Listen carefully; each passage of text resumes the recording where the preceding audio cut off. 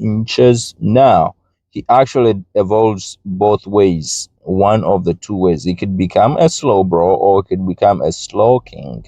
So what is going to go ahead and happen? We're going to draw one of these ones. We're going to draw either the Slowbro, which I thought was him to begin with, and then we're going to draw either this one or the Slowking, whatever I may decide on later on, or whatever you're seeing actually on the camera here, because what's happening, this one is pre-recorded, so I'm actually drawing him on the side here. Hi everyone, so I found myself with a lot of time on my hands and I decided to visit one of my most favorite places. It's in Taunton River here in West Bridgewater, and there is a gym here of course, and since we have a lot of time on our hands, boom shakalaka, let's go for it. Well, it's a battle time, guys. It's battle Team Red versus Team Blue. And if you've been watching for a little bit, you understand clearly how I'm Team Blue here. And I'm starting with my Seether. And it's going with the Gabardor here. So let's go ahead and beat this one out of the way. Fainted in a little bit. Managed to take him on in just a little bit. Now, this is the second one they have here. It's a Rhyperior. And it's going on still with my Seether. My Seether is still having a little bit of energy in it. A bug type Pokemon. I actually just caught this one not too long ago. It was at the beginning of the spring. And they've taken him down.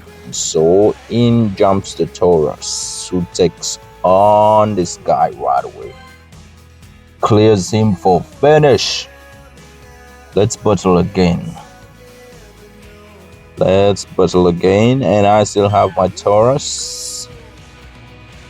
And let's do this. Wow, that was a strong hit. Oh my gosh, I took him down without even dialing any damage, and I can now realize why, because he had a very low CP of just 40 something.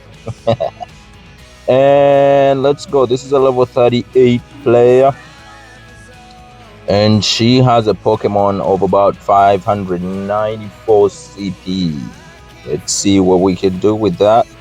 He is battling with my Taurus of 1750 something. So they have no chance. And I just took him down in a bit. So I'm doing pretty good. And this gym is going down. This is going to be really easy. This Pokemon has a Lunaton. It literally has a CP of 80. So even if I relax a little bit, I'll knock him out in just a few taps. And the Lunaton is gone. Apparently has a CP of about 54 left on him. So we're going back in here. And finally they bring somebody worth fighting. This is a Slowking with a CP of about 900.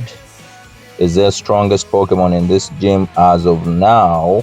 And my Taurus is actually taking him on really super fast. Let me use the Horn attack here. And that Horn attack was able to actually take him down with no damage dealt. And now, this is the time you can actually even just relax and let this Pokemon try to fight you first, because you know you have a Pokemon of 1600 and they have a Pokemon of 74. When I tap 1, 2, 3, he's gone. He's totally gone. And the Lunaton is back with just a CP of 50. Oh my gosh. Where I have a very big challenger, Oricario, with almost 2000 in combat power. Managed to take him down so fast, and the Lunaton is still actually active. Wow, that's the first time I see something like that. Okay, let's go ahead. I wonder where he got that CP of 29 in him. Apparently, people probably are feeding him in a bit. And that was not even worth starting the battle. Game defeated.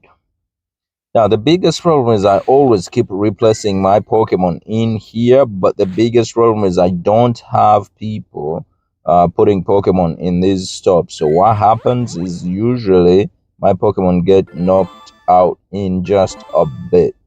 So let me leave a Pokemon here with a CP of close to 2000. And let's see how long he can stay in this place. This is actually my favorite gym. I'm always here. So I'm going to go ahead and see if it's actually active for a spin so we could get some more stuff, some more goodies over there. Guys, as a bonus for this one, we actually are going to do the drawing. And if you look closely on the right, if it's your first time here at the gym, you don't know what's going on, that is what we do at this gym. We go around the world as always, gotta catch them all, and we actually go ahead and redraw the art, recreate the Pokemon art. So now let me actually look around for what we're gonna be drawing. I see executors here, but they're actually pretty young. They're very, very small. Let me just catch them so I can get candies to actually power up an executor that I have that is 2000 combat power. So there you go, I got them. And I'll use those candies, 3 candies, and if I transfer him I get another candy. Those are 4 candies. It's the same thing that is going to happen to this one that I'm actually catching, because I have no intention of actually keeping these ones, because I have an executor that is all the way developed and is really strong. That is the one I'll use these candies. This one I'm just catching them just for the candies. So I got 2 of them. This is the math that I usually do. I got 2 of them, and each catching gets me 3 candies. So when I transfer both of them, let me actually show you what I mean.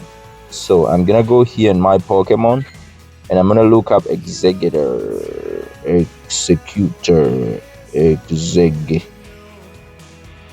So you can see these 2. I have one that is almost 2000 CP, and I have 2 that are just 300 and 800. The 800 one is actually good.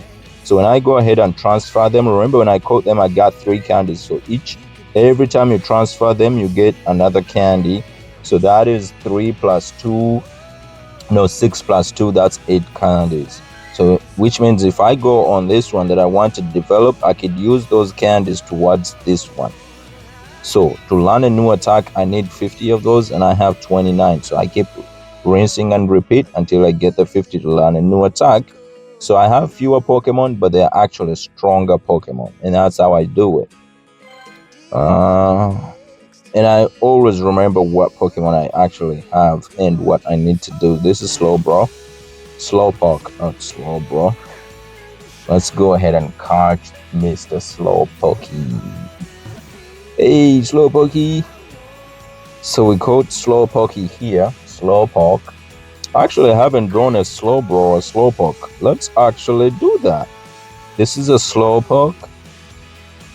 That is a Slowpoke. Beautiful, puffy Pokemon. So we're going to go ahead and learn about the Slowpoke, and then we may end up actually drawing his evolutions. So let's go ahead and learn about the Slowpoke and see what he has to offer.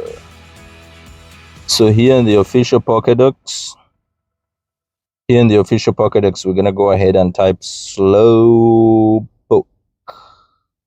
And we're going to go ahead and look him up. And there he comes. So his Pokédex number 0079. That is a Slowpoke. Oh, it's actually very cute. Looks fluffy.